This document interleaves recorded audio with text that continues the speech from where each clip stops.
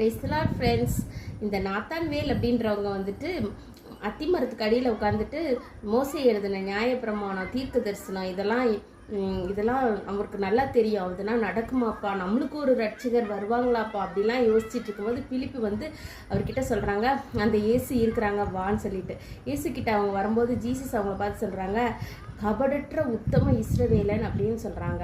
அதுக்கு நாத்தான்வேல் சொல்கிறார், என்ன எப்படி தெரியும் அப்படின்னு சொல்லிட்டு, நீ அத்திமரத்துக்கு கீழே உட்காந்துருக்கும் போதே எனக்கு உன்னை தெரியும் அப்படின்னு சொல்கிறாங்க. ஃப்ரெண்ட்ஸு, நம்ம கூட நினச்சிட்டு இருக்கலாம், நான் ஒரு பாவி, நான் மோசமான ஒரு ஆள், இல்லை நான் வந்து கடவுளுக்கு பிடிக்காத காரியத்தெல்லாம் நான் செஞ்சிட்ருக்கேனே, என்ன தெரியுமா, என்ன கூட ஆண்டவருக்கு தெரியுமா, என்னோட சிச்சுவேஷன் தெரியுமா, நான் வந்து அவர் கண்ணுக்கு படுவனா அப்படின்னு சொல்லிட்டு நினச்சிட்டு இருப்போம் ஃப்ரெண்ட்ஸ். ஆனால் ஆண்டவர் சொல்கிறாங்க, நீ எங்கே இருக்கிறியோ அந்த சிச்சுவேஷனில் இருக்கும்போதே நான் உன்னை தெரிந்து கொண்டேன் அப்படின்னு சொல்லிட்டு நாத்தான்வேலை பார்த்து